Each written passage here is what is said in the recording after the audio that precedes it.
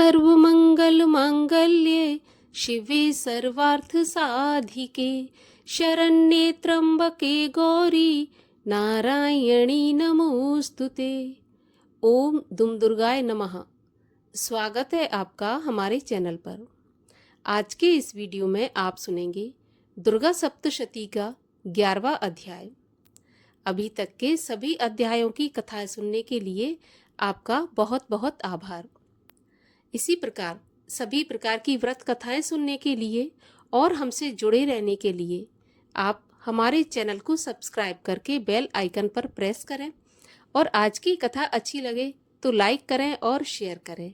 साथ ही कमेंट में जय माता दी अवश्य लिखें।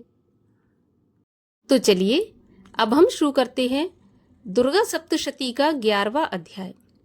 ऋषि बोले, देवी जी ने जब दैत्यराज महाअसुर शुंभ का वध कर दिया तब इंद्र आदि सभी देवता अग्नि को मुख्य करके अपने मनोरथ सिद्धि के लाभ से सभी दिशाओं को दमकते हुए मुख कमलों से प्रकाशित करते हुए उस कात्यायनी देवी की स्तुति करने लगे।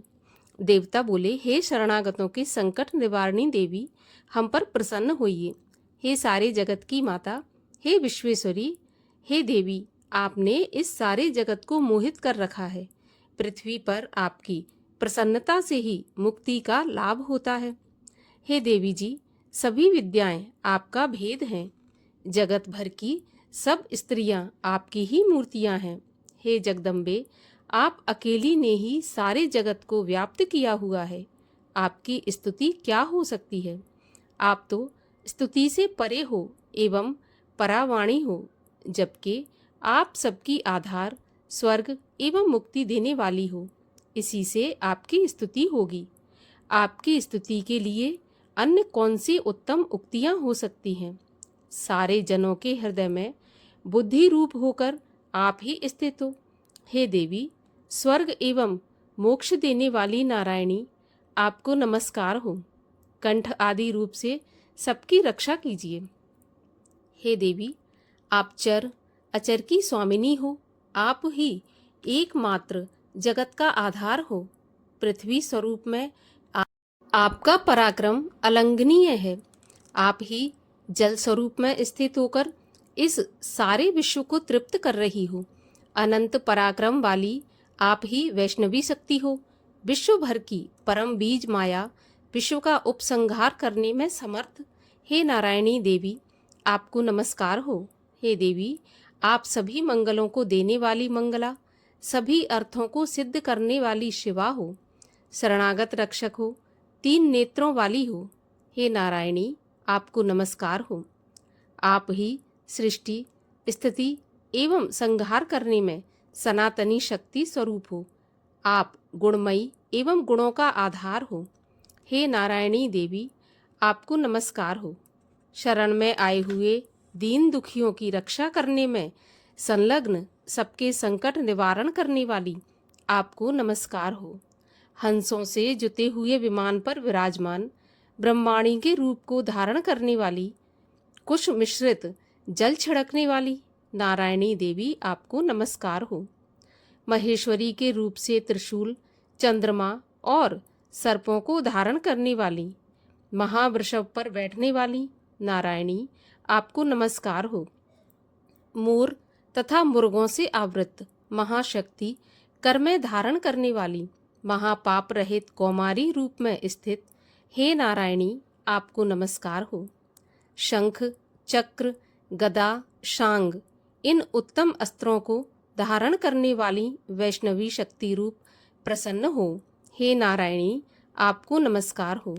हाथ में भयंकर चक्र धारण किए, दाढ़ों पर पृथ्वी को उठाए हुए वराह रूप धारणी शिवे नारायणी, आपको नमस्कार हो। भयानक नरसिंह का रूप धारण करके दैत्यों का वध करने के लिए उद्यमशील, त्रिलोकी की रक्षा करने में परायण हे नारायणी, आपको नमस्कार हो। हजारों उज्ज्वल नेत्र धारण करने वाली, किरीट धारणी, महावज्र धारणी, वृत्तासुर के प्राण हरने वाली इंद्र शक्ति रूपा नारायणी, आपको नमस्कार हो। शिवदूती के रूप से दैत्यों की बड़ी सेना का नाश करने वाली, महानाद करने वाली, भयंकर रूप वाली नारायणी आपको नमस्कार हो। भयानक दाढ़ों से, भयानक मुख वाली, मुंडमालाओं से शोभायमान, मुंडों का मंथन करने वाली हे चामुंडा नारायणी आपको नमस्कार हो। लक्ष्मी, लज्जा, महाविद्या, श्रद्धा, पुष्टि, स्वधा, ध्रुवा, महारात्रि, महाअविद्या रूपा हे नारायणी आपको नमस्कार हो। मेधा, सरस्वती, वरा, ऐश्वर्य रूपा पार्वती, महाकाली, संयमशीला, सर्वस्वामिनी हे नारायणी आपको नमस्कार हो। सर्व ईश्वरी, सभी शक्तियों से संपन्न हे दुर्गा देवी हमारी भयों से रक्षा करो। हे देवी आपको नमस्कार हो। यह आपका मुख 3 नेत्रों से भूषित और सुंदर है, हमारी सभी भयों से रक्षा करो। हे कात्यायनी आपको नमस्कार है। हे भद्रकाली, सभी दैत्यों का नाश करने वाली, भड़कती हुई अग्नि की ज्वालाओं से महाभयानक आपका त्रिशूल हमारी भय से रक्षा करे। आपको नमस्कार हो। हे देवी, शब्द द्वारा सारे जगत को व्याप्त करके जो दैत्यों का तेज हनन कर देता है, वह आपका घंटा जैसे माता अपने पुत्रों को पापों से बचाती है, वैसे ही हमारी रक्षा करे। हे चंडिके, आपके सुंदर हाथों की तलवार जो असुरों के खून और चर्बी से लथपथ हो रही है, वह हमारा मंगल करें। हम आपको प्रणाम करते हैं। हे देवी, जब आप प्रसन्न होती हो तो सभी रोगों को नष्ट कर देती हो। क्रोध करने पर सभी मनोरथ एवं कामनाएं नाश करती हो। आपके आश्रित पुरुषों पर कोई संकट नहीं आता, अपितु आपके आश्रित पुरुष दूसरों को भी आश्रय देते हैं। हे देवी, आपने जो आज इन धर्मद्वेषी महादैत्यों का नाश किया है, वह अपने स्वरूपों को अनेक शक्ति रूपों में विभक्त करके किया है। हे अंबिके, आपके सिवाय और कौन दूसरा ऐसा कर सकता है। विद्याओं में विचारों के दीपक रूप, शास्त्रों में, वेद वाक्यों में आपके सिवा और किसका वर्णन आता है, और न आपके सिवा कोई दूसरी शक्ति है जो इस विश्व को अज्ञान रूपी भयानक अंधकार से पूर्ण ममता रूपी गड्ढे में खूब भटका रही है। जहाँ राक्षस हों, विष वाले सर्प हों, जहाँ शत्रु हों, जहाँ पर डाकुओं का दल आ जाए, वन में आग लग रही हो, एवं समुद्र के बीच में जहाँ कहीं उपस्थित होकर आप विश्व की रक्षा कर लेती हो। हे विश्वेश्वरी, आप विश्व की रक्षा करती हो, विश्व रूप होकर विश्व को धारण करती हो। आप विश्वेश्वर से वंदनीय हो। जो पुरुष आपको प्रणाम करते हैं, वे विश्व के आश्रय हो जाते हैं। हे देवी, जिस प्रकार इस समय दैत्यों के वध से तुरंत हमारी रक्षा कर ली, इसी प्रकार नित्य ही हमें शत्रुओं के भय से बचाइए। प्रसन्न होइए और जल्दी से सारे जगत के पाप नष्ट करिए। पापों से उत्पन्न महामारी आदि उपद्रव भी दूर हों। हे देवी, विश्व भर में दुख दूर करने वाली, प्रणाम करने वाले हम पर प्रसन्न होइए। तीनों लोकों के निवासियों से स्तुति की गई मातेश्वरी, सब लोकों के निवासियों से स्तुति की गई मातेश्वरी, सब लोकों को वरदान दीजिए। देवी बोली, हे देवगण, मैं वर देने को तैयार हूँ। मन चाहा वर मांग लो। संसार का उपकारक वर मैं अवश्य देती हूँ। देवता बोले, हे सर्वेश्वरी, आप त्रिलोकी की समस्त बाधाएं शांत करें और इसी प्रकार हमारे शत्रुओं का भी नाश करती रहें।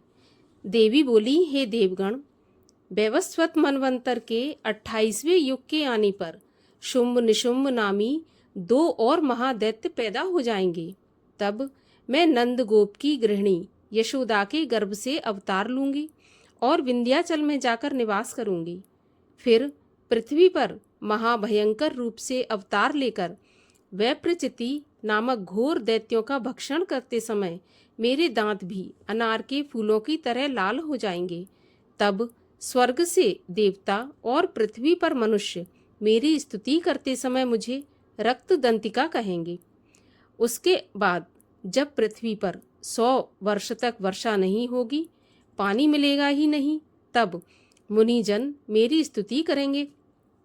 उस समय मैं अयोनिजा प्रकट हो जाऊंगी। मैं 100 नेत्रों द्वारा उन मुनियों को देखूंगी। तब मनुष्य मेरा शताक्षी नाम से कीर्तन करेंगे। हे देवतागण, उस समय सारे संसार को जब तक वर्षा नहीं होती तब तक अपने शरीर से उत्पन्न शाकों द्वारा पालूंगी। पृथ्वी पर शाकंभरी इस नाम से मैं विख्यात हो जाऊंगी। वहां पर मैं एक दुर्गम नाम के दैत्य का वध करूंगी। फिर मेरा नाम दुर्गा देवी विख्यात होगा।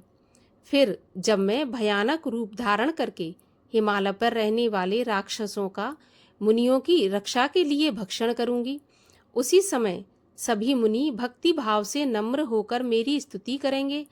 तब मेरा नाम भीमा देवी विख्यात होगा। फिर जब अरुण नामक दैत्य तीनों लोकों में भारी उपद्रव मचाएगा, तब त्रिलोक की रक्षा के लिए 6 पंजों वाले असंख्य भ्रमरों का रूप धारण करके उस महाअसुर का वध करूंगी।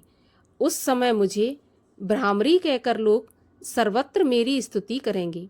इसी प्रकार जब जब भी लोकों में दैत्यों द्वारा बाधाएं उपस्थित होंगी, तब तब मैं अवतार लेकर शत्रुओं का नाश करूंगी।